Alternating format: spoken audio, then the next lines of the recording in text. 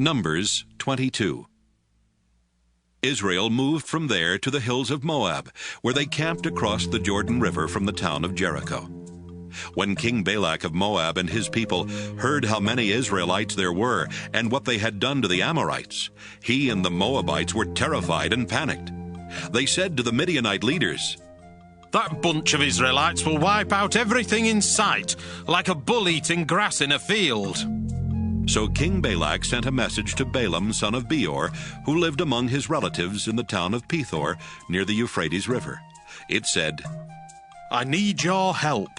A huge group of people has come here from Egypt and settled near my territory. They are too powerful for us to defeat. So would you come and place a curse on them? Maybe then we can run them off. I know that anyone you bless will be successful, but anyone you curse will fail." The leaders of Moab and Midian left and took along money to pay Balaam for his work. When they got to his house, they gave him Balak's message. "Spend the night here," Balaam replied, "and tomorrow I will tell you the Lord's answer."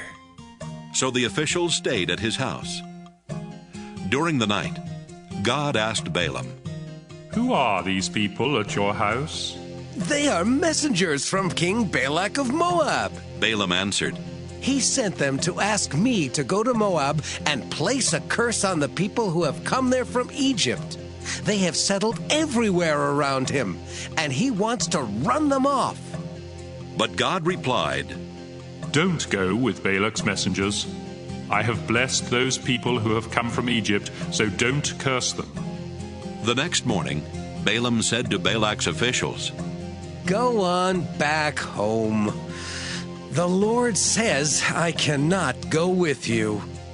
The officials left and told Balak that Balaam refused to come. Then Balak sent a larger group of officials who were even more important than the first ones. They went to Balaam and told him that Balak had said, "Balaam, if you come to Moab, I'll pay you very well and do whatever you ask. Just come and place a curse on these people." Balaam answered, "Even if Balak offered me a palace full of silver or gold, I wouldn't do anything to disobey the Lord my God. You are welcome to spend the night here, just as the others did. I will find out if the Lord has something else to say about this." That night God said, "Balaam, I'll let you go to Moab with Balak's messengers, but do only what I say."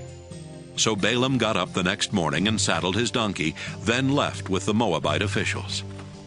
Balaam was riding his donkey to Moab, and 2 of his servants were with him. But God was angry that Balaam had gone, so one of the Lord's angels stood in the road to stop him.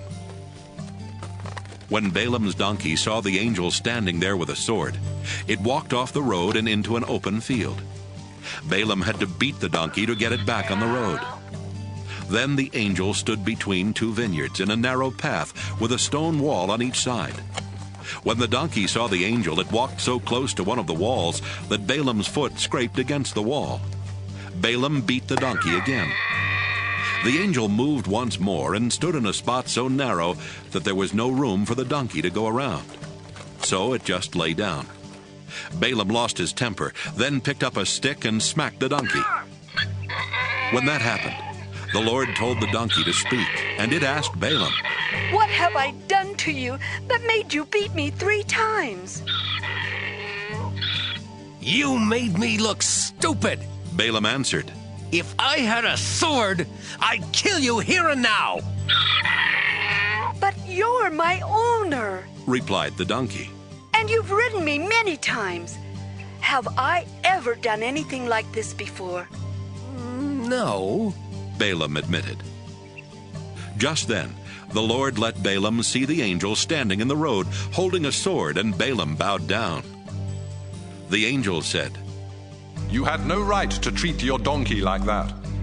I was the one who blocked your way, because I don't think you should go to Moab. If your donkey had not seen me and stopped those 3 times, I would have killed you and let the donkey live." Balaam replied, I was wrong. I didn't know you were trying to stop me. If you don't think I should go, I'll return home right now. It's all right for you to go, The Lord's angel answered. but you must say only what I tell you. So Balaam went on with Balak's officials. When Balak heard that Balaam was coming, he went to meet him at the town of Ur, which is on the northern border of Moab. Balak asked, Why didn't you come when I invited you the first time? Did you think I wasn't going to pay you? I'm here now, Balaam answered, but I will say only what God tells me to say. They left and went to the town of Kiriath-Huzoth, where Balak sacrificed cattle and sheep and gave some of the meat to Balaam and the officials who were with him. The next morning, Balak took Balaam to the town of Bamoth Baal. From there, Balaam could see some of the Israelites.